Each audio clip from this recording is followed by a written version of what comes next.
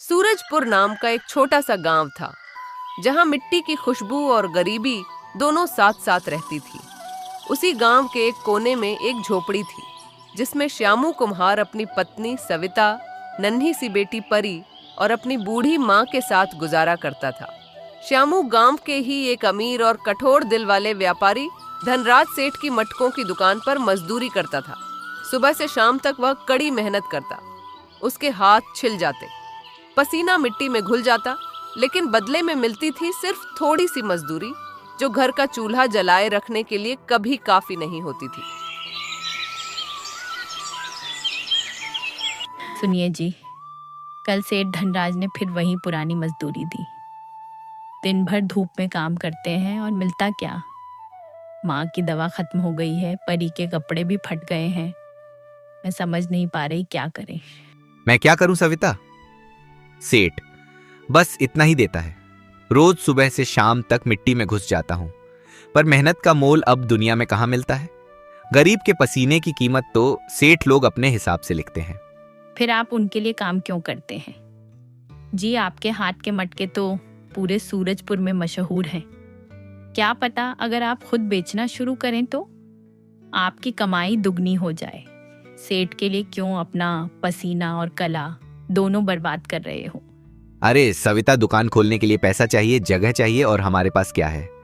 ये छोटी सी झोपड़ी। आप चिंता मत कीजिए, स्टार्टिंग में प्रॉब्लम होगी पर सब ठीक हो जाएगा।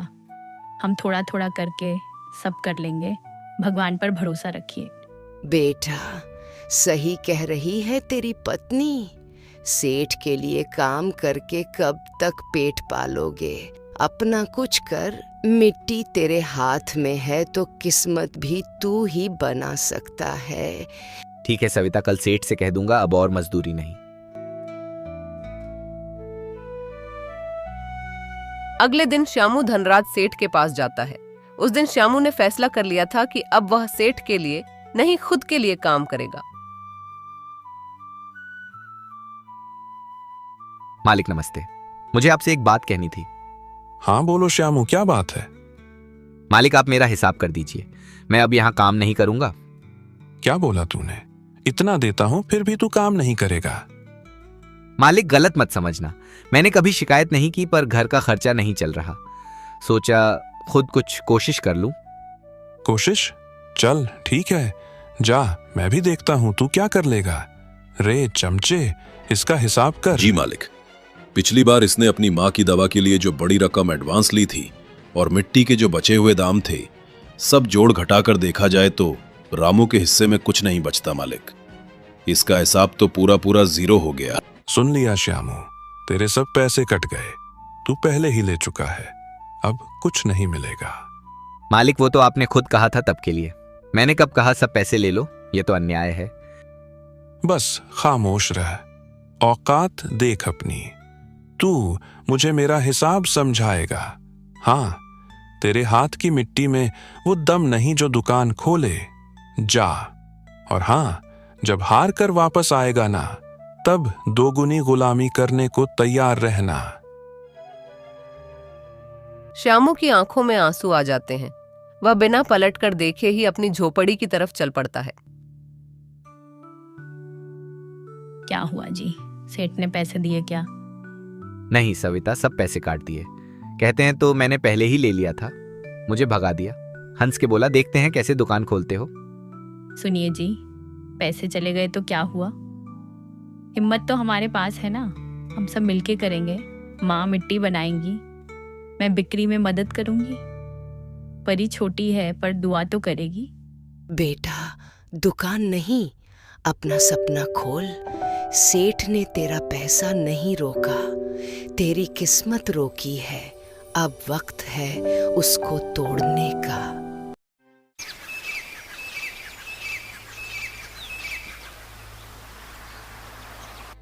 अगले दिन से श्यामू मिट्टी के मटके बनाना शुरू करता है और उन्हें बाजार में ले जाकर बेचने बैठता है। गर्मी से तपता हुआ दिन, बाजार में लोगों की भीड़, सब अपने अपने सामान बेच रहे हैं।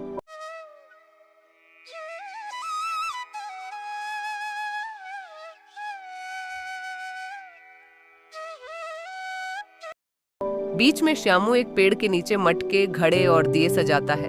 उसके चेहरे पे उम्मीद है, पर दिल में थोड़ा डर भी। आइए आइए, श्यामू कुम्हार के ठंडे मटके सस्ते और मजबूत।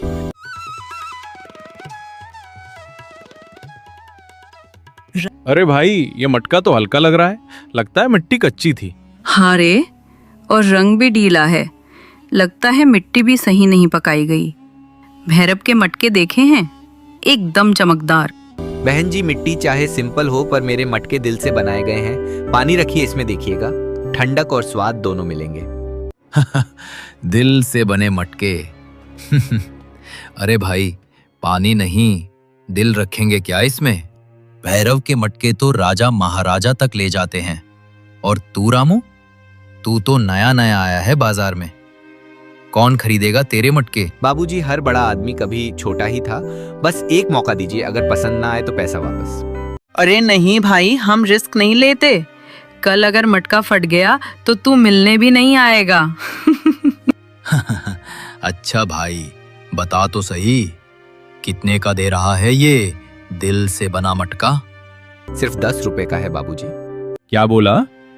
10 रुपए? अरे भाई, भैरव के मटके तो 7 में मिलते हैं, और वो तो राजा जैसे चमकते हैं। हाँ हाँ, ये तो नया कुम्हार है, और दाम देखो, भैरव सेठ से भी ज्यादा। अरे हम पैसे दे रहे हैं, दया नहीं मांग रहे। लगता है इसने मटका के साथ अपने सपने भी बेचने का सोच लिया है। 10 रुपए? अरे भाई, हमारे गांव में इतने में 2 कुल्फी आ जाती हैं। बाबूजी, मेहनत के दाम रखे हैं, मिट्टी भी मेहनत से उठाई, दिन रात जलाया, तब ये मटका बना है। अरे छोड़ो भाई, इमोशनल मत हो, मटका लेने आए हैं, कहानी सुनने नहीं। आजा रे, चल भैरव के दुकान चलते हैं, वहीं असली माल मिलता है। ये रामू तो सपनों के दाम लगाता है। सब लोग हंस कर चले जाते हैं। श्यामू चुप हो जाता है। उसके चेहरे पर पसीना और उदासी दोनों हैं। दूर से धनराज सेठ आता है और उसके पीछे उसके 2 चमचे। सेठ के चेहरे पर वही घमंड भरी मुस्कान है। अरे अरे, ये तो हमारा श्यामू कुम्हार है। क्या हाल है रे श्यामू? मुझे लगा था तू अपना यह मिट्टी का नौटंकी बंद करके वापस मेरे पास आ जाएगा, पर तू तो लगता है अपनी जिद पर अटैच गया है।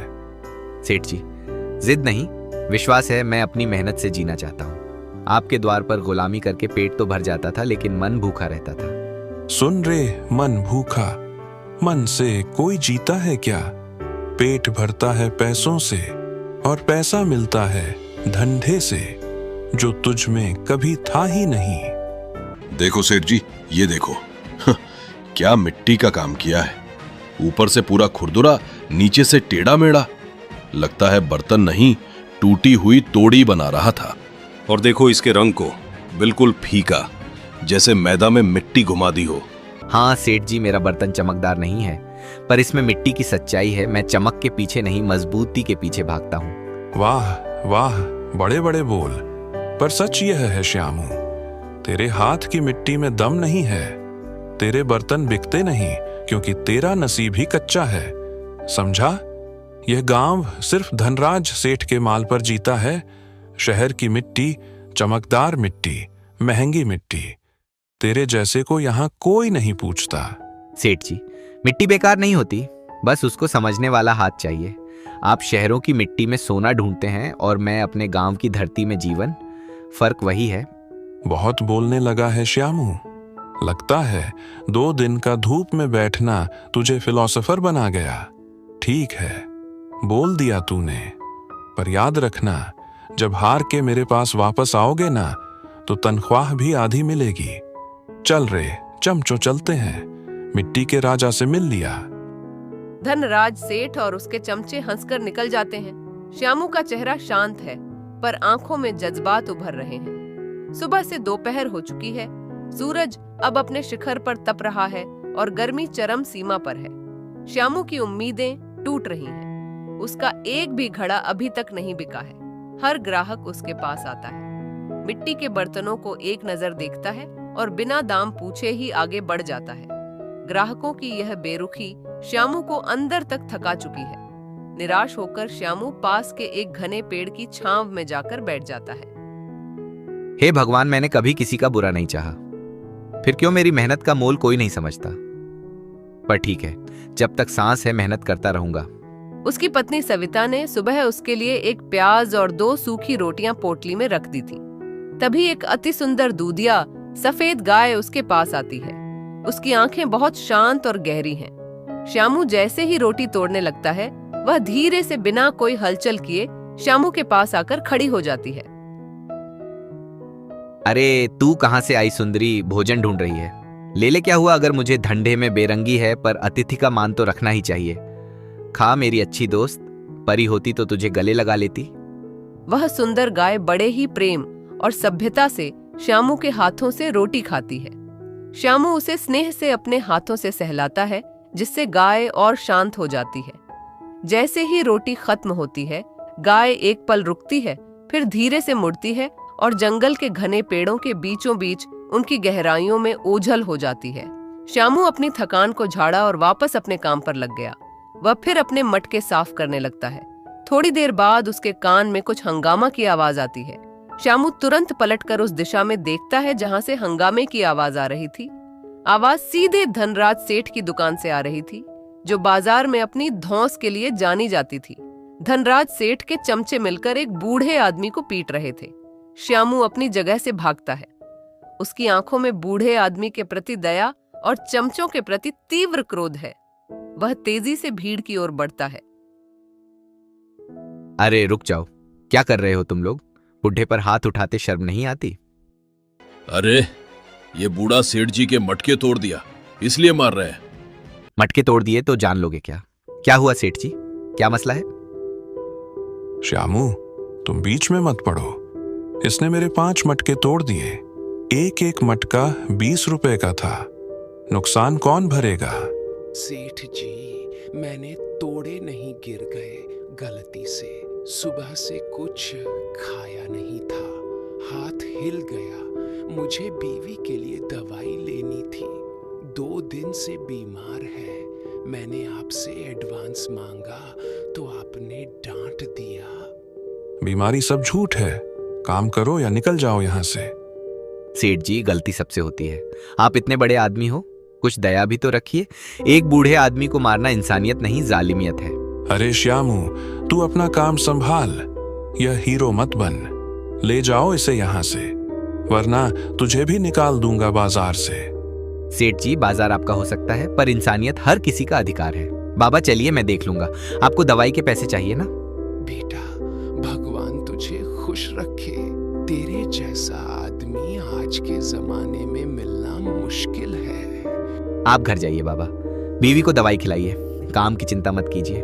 जब मेरी अपनी दुकान खुल जाएगी ना, मैं आपको जरूर नौकरी दूंगा। पहले अपनी दुकान तो खोल लो श्यामू, फिर दुनिया को नौकरियां देना।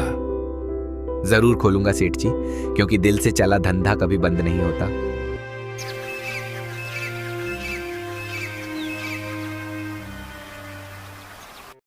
आज क्या हुआ? इतने चुप क्यों हो जी? जरूर आज भी। क्या बताऊं सविता, आज भी वही हाल। दिन भर धूप में बैठा रहा।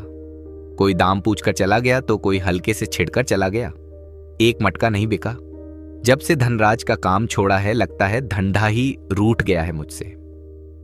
देखिए, आप हिम्मत मत हारिए। धनराज का घमंड उसका साथ दे रहा है, लेकिन आपकी मेहनत वो आपका साथ देगी।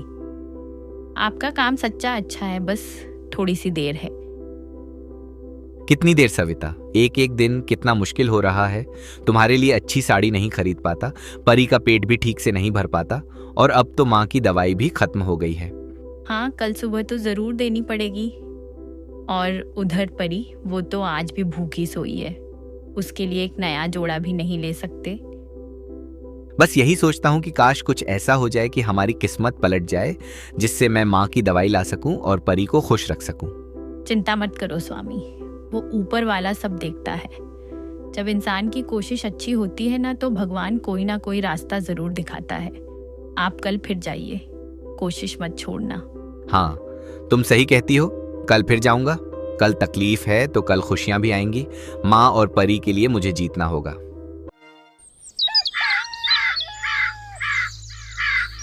जंगल की हवा आज कुछ अलग सी थी। दूर तक अंधेरा घने पेड़ों के पीछे छिपकर बैठा लग रहा था। श्यामू धीरे धीरे कदम बढ़ाता हुआ जंगल के बीच जा रहा था। उसके चेहरे पर थकान थी, पर आंखों में एक अजीब सा संकल्प भी। उसे पता नहीं था आज का यह दिन उसकी जिंदगी हमेशा के लिए बदल देगा। धुंधली सी रोशनी में श्यामू को एक गाय दिखाई देती है, वही गाय जो हर दिन उसके घर तक आती थी। अरे ये तो वही गाय है, रोज मेरे पास आती है, रोटी खाती है, फिर चुपचाप जंगल में खो जाती है। आज मैं इसका राज जरूर जानकर रहूंगा। देखता हूं ये आती कहां से है। गाय आगे बढ़ती है। श्यामू चुपके से उसके पीछे चल पड़ता है।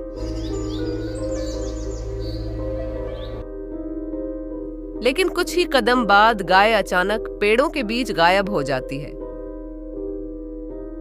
अरे ये तो यही थी, कहां चली गई?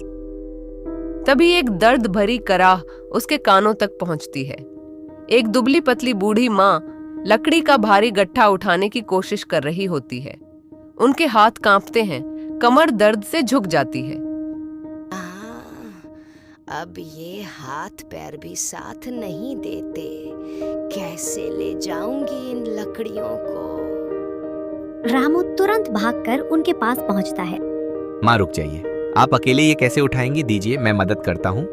श्यामू एक ही झटके में लकड़ियों का गट्ठा उठा लेता है। बूढ़ी माँ उसे हैरानी से देखती है। दोनों जंगल के अंदर चल पड़ते हैं। कुछ ही देर में एक छोटी सी कुटिया सामने आ जाती है। श्यामू गट्ठा जमीन पर रखता है। तभी उसकी नजर एक कोने में बैठी गाय पर पड़ती है। अरे ये तो वही गाय है जो रोज मेरे पास आती है और मेरी रोटी खाती है। हाँ बेटा, यह मेरी गौरी है, बहुत मासूम है।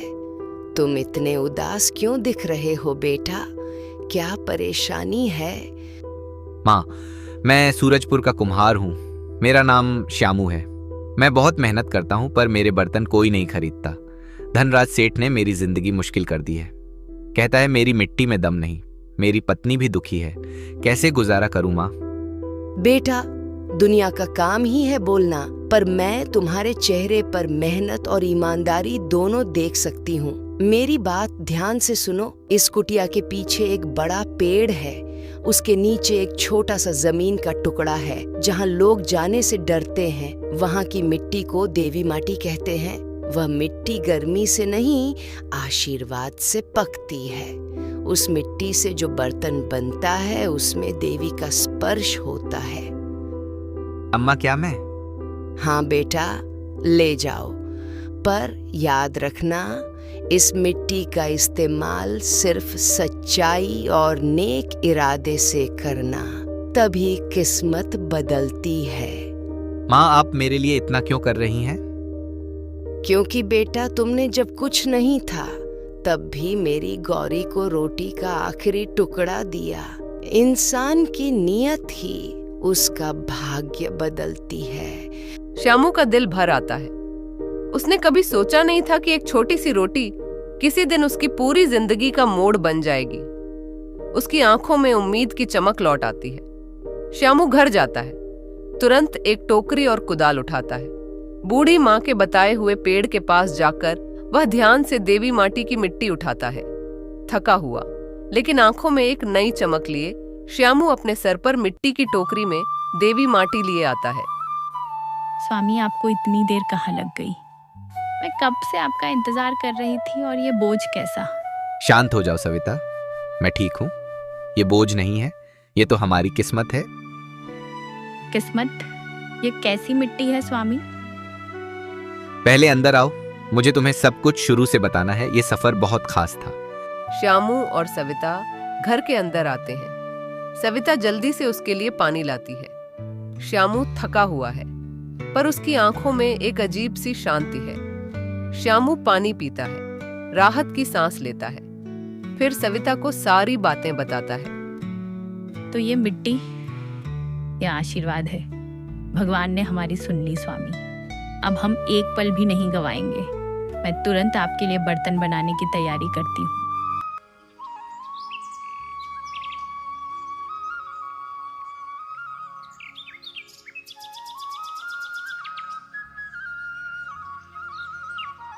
आइए आइए, नए मजबूत और सुंदर मटके और बर्तन। इसकी गर्मी और ठंडक देखिए।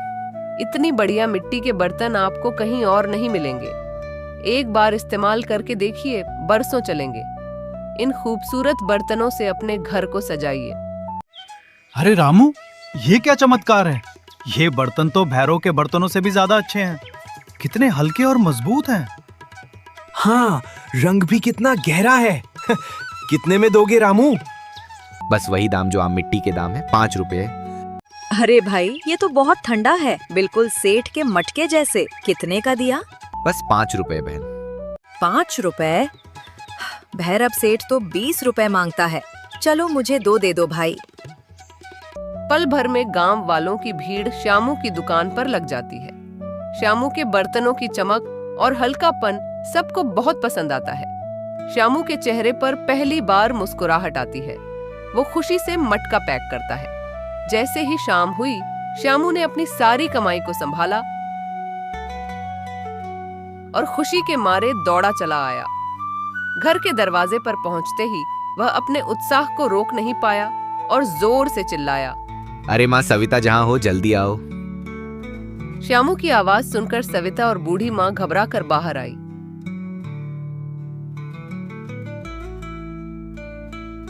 क्या हुआ? कुछ हुआ है क्या?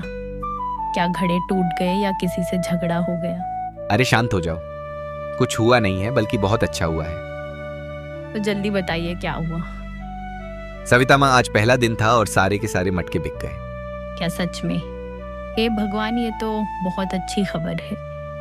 देखा बेटा, भगवान ने तेरी मेहनत का फल देना शुरू कर दिया है। उस गाय के रूप में भगवान ने ही रास्ता दिखाया है। हाँ, कल और ज्यादा मटके बनाऊंगा। बस थोड़ा और पैसा जमा हो जाए तो अपनी भट्टी की मरम्मत करवा लूं, फिर और भी मजबूत बर्तन बनेंगे। इधर श्यामू की आर्थिक स्थिति तेजी से सुधर रही थी। श्यामू के घड़ों की चर्चा दूर दराज के गांव तक पहुंच चुकी थी और दूसरी तरफ धनराज सेठ की हालत दिन ब दिन बिगड़ती जा रही थी। मालिक, सुना आपने? रामू कुम्हार के घड़े तो बाजार में छाए हुए हैं। लोग कह रहे हैं कि उसके घड़े ठंडे और सस्ते मिलते हैं। ग्राहक सुबह ही उसकी दुकान पर भीड़ लगा देते हैं। क्या वो श्यामू जिसने मेरे पास से काम छोड़ा था? अरे, मैं तो सोचता था कि वह कुछ ही दिनों में भूखा मर जाएगा। उसे वापस आकर मेरे पैर पकड़ने पड़ेंगे। यह सब बकवास है। पर मालिक, ये बकवास नहीं है, सच कह रहा हूँ। सब लोग तो अब वहीं जा रहे हैं। उसके घरे आजकल पड़ोसी गांव तक जा रहे हैं। वो रात दिन काम कर रहा है। ठीक है, मैं भी देखता हूँ अब यह कहाँ तक जाता है। कल से अपने घड़े और सस्ते बेचना। दाम इतने गिरा देना कि श्यामू को घाटा हो जाए। हम उसे टिकने नहीं देंगे। 1 महीना बीत चुका है। श्यामू ने अब अपनी पुरानी झोपड़ी के बाहर एक छोटी साफ सुथरी दुकान बना ली है। दुकान के ऊपर एक नया बोर्ड लगा है जिस पर गर्व से लिखा है, श्यामू कुम्हार के मिट्टी के घड़े ठंडे और मजबूत। दुकान पर ग्राहकों की अच्छी खासी भीड़ है। श्यामू ग्राहकों से बात कर रहा है। उसकी पत्नी सविता घड़ों को साफ कर रही है और बूढ़ी माँ भी हिसाब किताब में मदद कर रही है। उनकी छोटी बेटी परी एक ग्राहक को पानी पिला रही है। तभी माहौल में ठंडक की जगह गर्मी आ जाती है। धनराज सेठ अपने चमचों के साथ वहां से गुजरता है। श्यामू की कामयाबी देखकर उसका चेहरा गुस्से से लाल हो जाता है। तो श्यामू बड़े आदमी बन गए हो। शक्ल तो बदल गई है तेरी। वाह सेठ जी, आप बड़े हैं। मैं तो अभी भी सीख रहा हूँ, पर जो आपने मेरे साथ अन्याय किया था उसका जवाब मैंने किसी चाल से नहीं बल्कि केवल अपनी मेहनत से दिया है। देखो, तूने तो हद कर दी। अब मेरे पुराने ग्राहक भी तूने खींच लिए। सेठ जी, मैंने किसी का ग्राहक नहीं खींचा। बाजार सबका है, यहाँ सब अपनी मेहनत का खाते हैं। जहाँ तक ग्राहक की बात है, जहाँ गुणवत्ता और ईमानदारी होती है, ग्राहक खुद ब खुद वहीं खींचा चला आता है। गुणवत्ता, यह सब फालतू बातें हैं। तेरी यह छोटी सी दुकान मेरे गोदाम के सामने एक तिनके से ज्यादा कुछ नहीं है। मैं तुझे जड़ से उखाड़ फेंकूंगा। सेठ जी, आप बड़े आदमी होंगे, पर याद रखिए, ईमानदारी की नींव पर बनी दुकान को कोई नहीं हिला सकता। आपकी दौलत आपकी ताकत है, पर हमारी ताकत हमारा काम है। धनराज सेठ के पास सविता के साहस का कोई जवाब नहीं होता। वो अपमानित महसूस करता है। उसका क्रोध इतना गहरा है कि वह एक शब्द भी नहीं कह पाता।